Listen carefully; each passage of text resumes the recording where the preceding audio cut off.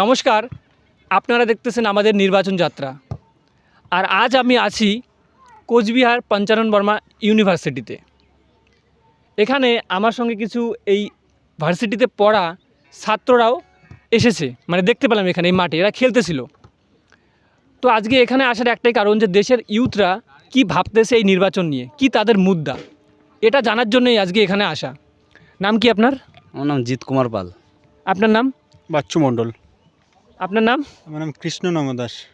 আপনার নাম? উৎপল দেব শর্মা। এদিকে চেপে আসো একটু। হ্যাঁ, কোন সাবজেক্ট নিয়ে পড়াশোনা করতেছো বলে দাও একবার। জিওগ্রাফি। আমারও জিওগ্রাফি। জিওগ্রাফি। কোন কোন সেমিস্টার? আমার এবার 4th সেমিস্টারে উঠলাম। আচ্ছা, আপনার? আমার বেঙ্গলি, আমার পাস আউট 20-তে হয়ে গেছেন? Pass out. এখনো যেখানে? এই তো পিএইচডির জন্য আসি, নেট সেট পাস করছি তো পিএইচডির জন্য আসি আর কি। আচ্ছা, আপনি? English department, last semester. Last semester. এখানে আসার একটাই মানে যে দেশের ভবিষ্যতে যার মানে যার দেশের যারা ইউথ, যুবক, শিক্ষিত যুবক আপনারা, তো আপনাদের বিষয়বস্তু কি এবার ভোটের, এটাই জানার। তো এবারের ভোটের মুদ্রা কি এবার, এটা আপনাদের? দেখুন, সাধারণ ছাত্রছাত্রী বা যারা সাধারণ যুবক যুবতী রয়েছে, হ্যাঁ, তাদের একটাই মূল মুদ্রা যে পড়াশোনার শেষে তারা যাতে প্রতিষ্ঠিত হতে পারে নিজেদের জীবনে। সেই প্রতিষ্ঠিত হওয়ার লক্ষ্যে চাকরিটাই মেন বিষয়। সেই চাকরিটা যাতে করতে পারে, তারা এই ভোটের অঙ্গীকার থেকে এটাই জানতে চায় যে সাধারণ মানুষ বা সাধারণ ছাত্রছাত্রী তারা কি আদৌ চাকরি পাবে কি না, সেটাই তারা জানতে চায়। এটাই হচ্ছে আমাদের ভোটের মূল মুদ্রা হওয়া উচিত।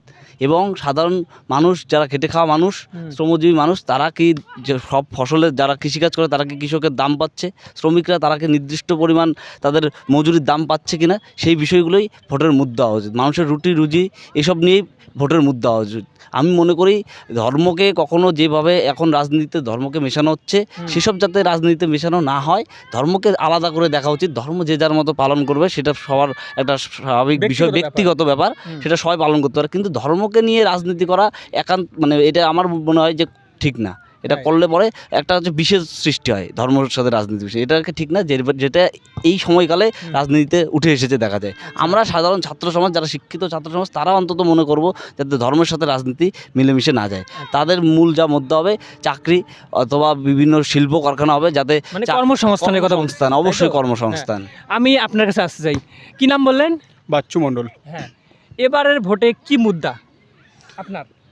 আমার মানে জিদ্দা যেটা বললো, আমরা পাস আউট হওয়ার পর যে আমাদের কোনো সংস্থান খুঁজে পাওয়া যাচ্ছে না, যে আমরা যে রোজগার করবো, তার যে দুর্নীতিটা দেখা যাচ্ছে, ঠিক আছে, এই দুর্নীতিমুক্ত আমরা সরকার দেখতে যাই আগামীতে, এটাই আমাদের মুদ্রা হওয়া উচিত।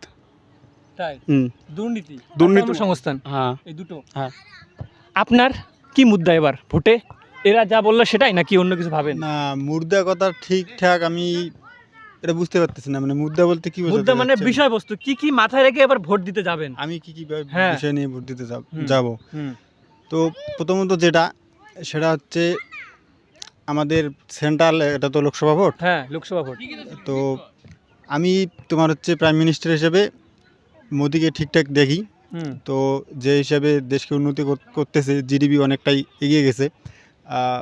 মনে হয় আমরা 4 নম্বর কি 5 নম্বরে আছি জিডিপির দিক দিয়ে। আচ্ছা, ওয়ার্ল্ডে, ঠিক আছে। কিন্তু বর্তমানে যে একটা বড় প্রশ্ন খাড়া হয়েছে, যেটা হচ্ছে ডিক্টেটরশিপ বলতেছে মোদিকে। মানে ডিক্টেটরশিপ বলতে কি বোঝাচ্ছে? যে রাজতন্ত্র। মানে মানে অপোজিশনের যে তোমার লিডারগুলো আছে, আমরা দেখতে পাচ্ছি কি হচ্ছে, ভোটের আগে সবাইকে জেলে পুরতেছে। ইডি সবারই, মানে অপোজিশনের যে লিডার সবারই বাড়িতে বাড়িতে ইডি হানা ধরছে এবং সবাইকে জেলে পুরতেছে। কিন্তু এখান থেকে একটা প্রশ্ন উঠে আসতেছে যে আদৌ কি আমাদের গণতন্ত্রের মধ্যে আছি? গণতন্ত্র কি আমাদের ঠিকঠাক ভোটটা যে আমরা দিব, গণতন্ত্রটা কি সঠিকভাবে আমরা এই ভোটে কি মানে উপযুক্তভাবে আমরা ভোটটা দিতে পারবো কি না, এটা একটা বড় প্রশ্ন। তো যেভাবে মোদি সরকার এই অপোজিশন লিডারদের জেলে পুরতেছে, তারপরে ইডি যেভাবে হানা দিচ্ছে, এই বিষয়টা আমি একটু মানে এই বিষয়টা পিছিয়ে আসতে, যে এই বিষয়টা যাতে না করে। কারণ আমরা সাধারণ পাবলিক, আমরা চাই যে ভোটটা ঠিকঠাক হোক। মানে একদিক থেকে যেন একঘেয়েমি, মানে ব্যাপারটা একদিক থেকে যদি ভোটটা না হয়। আচ্ছা, আমি এখানে আর একটা কথা যোগ করতে চাই। এই দেশের প্রায় অর্ধেক মানুষ একেবারে দারিদ্রতায় ভুগতেছে, যেখানে নিজের ইনকাম করে খাবে সেটুকু তারা করতে পারতেছে না।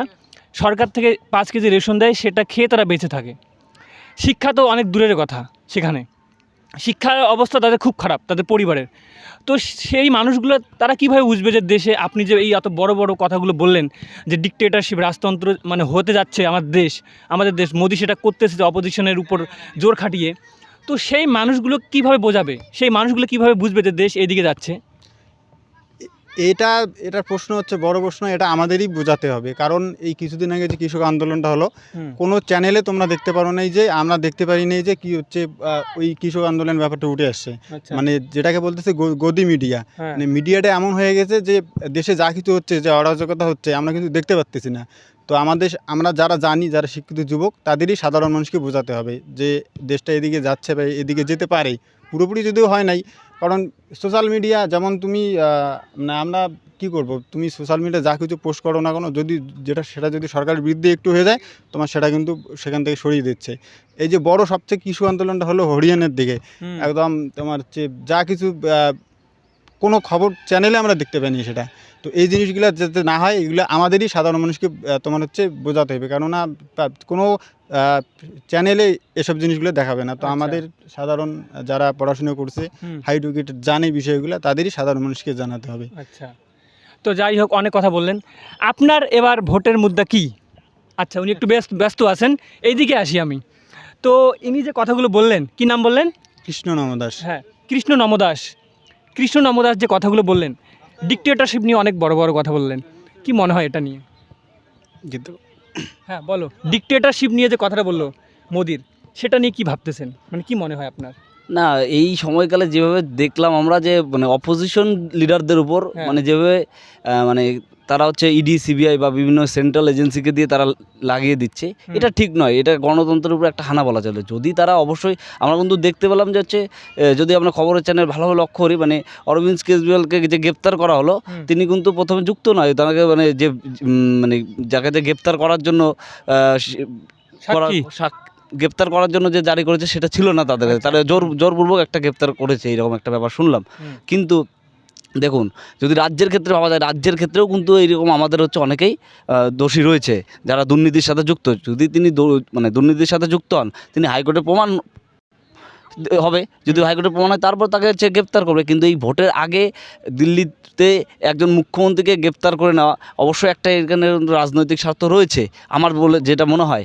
এবার সেক্ষেত্রে যদি আমরা পশ্চিমবঙ্গে দেখি, পশ্চিমবঙ্গের ক্ষেত্রেও কিন্তু দুর্নীতিতে জড়িয়ে আছে যারা বর্তমান শাসক দলের নেতা নেত্রীরা, কিন্তু সেক্ষেত্রে কিন্তু তাদের কিন্তু গ্রেপ্তার করা হচ্ছে না কেন? তাদেরও তো ইডি, সিবিআই ডাকছে, কিন্তু তারপরেও সেখানে হচ্ছে তাদের ডাকছে না কেন? সেটাও তো ভাবার বিষয় একটা। দিল্লির ক্ষেত্রে একরকম, আবার পশ্চিমবঙ্গের ক্ষেত্রে একরকম, কোথাও কি একটা বাইনারি সৃষ্টি হচ্ছে বলে মনে হচ্ছে না?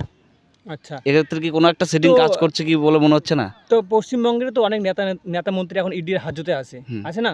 শেখ শাহজাহান থেকে শুরু করে আপনার যে কি অনুব্রত মণ্ডল, সবাই তো এখন জেলের মধ্যে, তাই না? আছে না? তো পশ্চিমবঙ্গে এই ঘটনাটা হচ্ছে, ইডি, সিবিআই রেড করতেছে। তো কোথাও না কোথাও এই শিক্ষিত যুবক কি এটা ভাবতেছে যে দেশ ডিক্টেটরশিপের দিকে ধাবিত হচ্ছে, এটা মনে হচ্ছে? অবশ্যই যেভাবে যা হচ্ছে তাতে তো তাই মনে হচ্ছে। আচ্ছা, তো এটা একটা মুদ্রা গেল, ডিক্টেটরশিপ অনেক বড় একটা মুদ্রা, আপনাদের কর্মসংস্থান একটা মুদ্রা, আর একটা হলো দুর্নীতি, তাই তো? অবশ্যই। তো এবার আমি আসি যে এবারের যে ভোট আসতেছে, এবার দেশের আবহাওয়া কেমন দেখেন? কোন সরকার আসা উচিত, মানে আবহাওয়া কেমন দেখতেছেন দেশের, এটা আগে বলুন। অবশ্যই আমার মনে হয় যে পালাবদল হওয়া উচিত এই সরকারের। আপনার মনে হয়? কি মনে হয়? মনে হয় না যে এবার চেঞ্জ হবে। তাই নাকি? কি মনে হয় আপনার? আমারও মনে হয় চেঞ্জ হবে না, যেহেতু বিজেপি আছে, প্রধানমন্ত্রী হিসেবে মোদি ঠিকঠাক আছে, কিন্তু ইদানিংকালে যেরকম শুরু করছে আর কি, যে ডিক্টেটরশিপের ব্যাপারটা, এই ব্যাপারটা যদি না করে তাহলে মোদি সরকার ঠিকঠাক আছে, যদি আরও আসে ভালো হবে, কিন্তু এই জিনিসগুলো যাতে না করে। মানে যেমন সবাইকে গ্রেপ্তার করতেছে, তাহলে ওরা তো অপোজিশনে থাকবেই না, একবারই জিতে গেল ওরা। ওদের এই জিনিসগুলো যদি না করে, তাহলে যদি না করে ভোট করে, তাহলে যেভাবে দেশটা এগিয়ে যাচ্ছে আমি চাই থাক, কিন্তু যদি এই জিনিসগুলো যাতে না করে। তো এগুলো জিনিস তো তারা করতেছে, মনে করেন আপনি যেটা বললেন যে করতেছে, তো এটার কি গ্যারান্টি আছে যে জিতলে তারা করবে না? আর ওটাই সবচেয়ে বড় প্রশ্ন হচ্ছে এটাই। তো এটা আমাদের দেখতে হবে, সাধারণ পাবলিক থেকে শুরু করে আমাদের ছাত্র যারা স্টুডেন্ট আছে, যারা পড়াশোনা করতেছে, তাদের ভাবতে হবে যে আদৌ দেশটা কি সেদিকে যাচ্ছে কি না। যদি সেদিকে যাচ্ছে তাহলে আমাদের অবশ্যই তাদের ভোট দেওয়া উচিত না, কিন্তু ঠিকঠাক যদি থাকে তাহলে অবশ্যই আবার মোদিকে আনা উচিত। আচ্ছা, মানুষ তো বলতেছে যে দেশ নাকি বিশ্বগুরু হয়ে গিয়েছে, জিডিপিতে 4 নাম্বার এসে গেছে, জিও পলিটিক্স নিয়ে আজকের যে মন্ত্রী আছে বিদেশ মন্ত্রী, কী যেন নাম ওনার, জয়শঙ্কর, হ্যাঁ উনি তো খুব ভীষণ মানে ভালো, সবাই বলতেছে। তো কোথাও না কোথাও এটা একটা হচ্ছে না যে সবাই ভাবতেছে যে দেশের উন্নতি হচ্ছে কোথাও না কোথাও।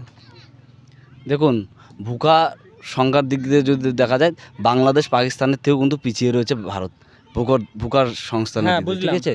তো সেক্ষেত্রে যে মোদিজি বলেছিলেন যে 2 কোটি বছরে 2 কোটি বেকারের চাকরি হয়নি, যে টাকা ওই কি নাম, উনি বাইরে আছেন, ললিত মোদি, ওনার অ্যাকাউন্ট সুইস ব্যাংকের ললিত অ্যাকাউন্ট, মোদি, নীরব মোদি, অনেকেই আছে। অনেকেই আছেন যারা বাইরে আছে, তাদের বলেছেন সুইস ব্যাংকের টাকা থেকে 15 কোটি টাকা করে হচ্ছে সাধারণ মানুষের দিবে প্রতিশ্রুতি, 15 লক্ষ টাকা করে প্রতিশ্রুতি দিয়েছিল, কিন্তু সেই টাকা কি আমরা পাইনি। তাহলে সেই প্রতিশ্রুতি দেওয়ার পরেও তারা রাখছে না। কিছুদিন আগেরই একটা ঘটনা আপনি দেখবেন, লাদাখে যখন হচ্ছে 370 ধারা তুলে নেওয়া হলো, তখন সেই সময়কালে তারা যখন সেখানকার ভোট হচ্ছিল, আগেরবার প্রতিশ্রুতি দিয়েছিল যে তাদের লাদাখকে 6 শিডিউলে রাখা হবে, কিন্তু এখন সেই লাদাখে আবার 6 শিডিউলের জন্য সাধারণ মানুষ, লাদাখের মানুষ লড়াই করছে, কিন্তু মোদী সরকার কিন্তু গুরুত্ব দিচ্ছে না। তাহলে তিনি প্রতিশ্রুতি রাখছেন না। তিনি এই বছরও নতুন প্রতিশ্রুতি দেবেন, আদৌ তিনি রাখতে পারবেন কিনা তার কোনো গ্যারান্টি আছে? আমরা তো তার প্রমাণ দেখতে পেলাম, 2 কোটি বছরে 2 কোটি বেকারের চাকরি, এবং হচ্ছে 15 লক্ষ করে টাকা, এবং লাদাখের ক্ষেত্রে 6 শিডিউলের ঘটনা।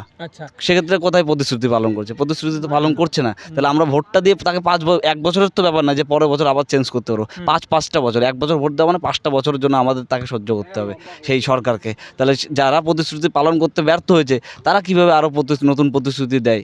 আচ্ছা, তাদের প্রতিশ্রুতি আমরা কীভাবে গ্রহণ করতে পারি? আচ্ছা, যাই হোক, তো এখন আমি বলতে চাই যে আপনারা সবাই মোদি গভর্নমেন্ট যে আছে, সেন্ট্রাল গভর্নমেন্ট, সে ব্যাপারে অনেক কথাই বললেন, হ্যাঁ, কিন্তু ঘটনা হলো এই যে আমাদের রাজ্য সরকার আছে, মানুষ কোথাও না কোথাও সেই মমতা বন্দ্যোপাধ্যায়ের মুখটা দেখেও কিন্তু এবার ভোট দিবে। বিভিন্ন জায়গায় মানুষ বলতেছে, হ্যাঁ, যেমন মমতা বন্দ্যোপাধ্যায়ের লক্ষ্মীর ভাণ্ডার, সবুজ সাথী, তারপরে হচ্ছে বিভিন্ন ধরনের প্রকল্পগুলো আছে। তো সেখানে মমতা বন্দ্যোপাধ্যায় সরকারকে কীভাবে দেখেন? দেখুন, লক্ষ্মীর ভাণ্ডার বা বিভিন্ন ধরনের প্রকল্প যেগুলো দিচ্ছে, সেগুলো আপনার ট্যাক্সের টাকা দিয়ে দিচ্ছে, ওনার কিন্তু সরকারের টাকা দিয়ে দিচ্ছে না। আমি যে টাকা খরচা করি তার থেকে যে ট্যাক্স পাই সেই টাকা দিয়ে দিচ্ছে। এটাতে এক্সট্রা করে ভাবার কোনো বিষয় নেই। যে এমনও হতে পারে যে পরবর্তীতে অন্য কোনো সরকার আসলে হয়তো সেই লক্ষ্মীর ভাণ্ডারের টাকা আরও বেড়েও যেতে পারে, সেটা পরের বিষয়। কিন্তু সাধারণ মানুষের যেগুলো যেগুলো জরুরি বিষয়, একটা গরিব পরিবারের ছেলে পড়াশোনা করছে, তার একটা চাকরি জরুরি, সে যখন চাকরি করবে সে টাকা দিয়ে কিন্তু সব কিছু কিনে নিতে পারবে, 500 টাকা তার কাছে বড় বিষয় না। কিন্তু আর যদি বলেন যে লক্ষ্মীর ভাণ্ডার দিচ্ছে, অবশ্যই ভালো বিষয়, দিচ্ছে, সেটা বড় বিষয় না, কিন্তু সেই টাকাগুলো তো সাধারণ জনগণের ট্যাক্সের টাকা থেকে দিচ্ছে। এমন তো নয় যে নিজের পকেট থেকে দিচ্ছে বা সরকারের থেকে দিচ্ছে, উল্টো আরও বিভিন্ন সংস্থার থেকে, বিভিন্ন দুর্নীতির থেকে তারা হচ্ছে টাকা আরও তাদের নেতামন্ত্রীরা টাকা পাচ্ছে। আচ্ছা, আমি আপনার কথা শুনতে চাই, মমতা বন্দ্যোপাধ্যায় সরকারকে নিয়ে কি ভাবতেছেন এইবারের ভোটে? আমার ব্যক্তিগত মতামত যে আমাদের উনি যে প্রকল্পগুলো শুরু করেছেন, হ্যাঁ, ওই প্রকল্প বাদে যদি আমাদের যে এসএসসি কেলেঙ্কারি বা টেট কেলেঙ্কারি, এগুলো যদি মুক্ত করে যে একটা মানে সমাধান করা হয়, এবং সবাইকে যে আপনার সেই যে আমাদের যে এই কেলেঙ্কারিগুলো যাতে দ্রুত মুক্ত করা হয়, এবং পরবর্তী প্রজন্মকে যাতে কর্মসংস্থানের ব্যবস্থা করা হয়, এটা বলতে চান? হ্যাঁ, কর্মসংস্থানটা ক্লিয়ার করা হোক রাস্তাটা, যে এত বছর ধরে দুর্নীতি চলছে বা যে কেলেঙ্কারিটা হয়ে আছে, ওইটা যত তাড়াতাড়ি সম্ভব সমাধান করা হোক। আচ্ছা, আপনার কাছে আসতে চাই, এবারের নির্বাচনে মমতা বন্দ্যোপাধ্যায়কে কেমনভাবে দেখেন? কি মনে হয় মমতা বন্দ্যোপাধ্যায়কে দেখে? বন্দ্যোপাধ্যায় বলতে গেলে দেখেন, তোমার হচ্ছে সেন্ট্রাল সরকার যেমন বিজেপি, হ্যাঁ, সে একটা ধর্মীয় দিক দিয়ে ভোটটা টানে, হিন্দুত্ববাদ। পশ্চিমবঙ্গ যা আছে, পশ্চিমবঙ্গের তৃণমূল সরকারও ঠিক মোটামুটি ধর্মের দিক দিয়ে এগিয়ে গেছে, কারণ সংখ্যালঘু সম্প্রদায়টাই টোটালটাই মানে ওনাদের হাতে, ঠিক আছে। কিন্তু মমতা ব্যানার্জি যে প্রকল্প করছে, যা কিছু করতেছে, এই লক্ষ্মী ভাণ্ডার থেকে কন্যাশ্রী সব কিছু ঠিকঠাক আছে, কিন্তু বড় প্রশ্ন হচ্ছে যে আমাদের শিক্ষিত যে সমাজটা আছে, সেই সমাজটাকে বঞ্চিত রেখে এসব করলে তো হবে না। আজকে 500 টাকা দিচ্ছে, ঠিক আছে, 500 টাকা দিয়ে একটা ফ্যামিলির তো সেরকম উন্নতি হচ্ছে না, কিন্তু সেই ফ্যামিলিটাতে যদি একটা ছেলে চাকরি পায় তাহলে সারা বছরই ফ্যামিলিটার অনেকটা উন্নতি হবে বা স্বাবলম্বীভাবে চলবে। তো সেই দিকগুলো দেখতে হবে, কারণ 500 টাকা দিয়ে একটা সোজাসুজি বলতে গেলে মানে হাত পাতা অবস্থায় মানে রেখে দিয়েছে, যে তুমি হাত পাততেছে 500 টাকা করে দিচ্ছে, ঠিক আছে, আচ্ছা কিন্তু এই 500 টাকা দিয়ে তো আর একটা তোমার হচ্ছে ফ্যামিলির উন্নতি হচ্ছে না।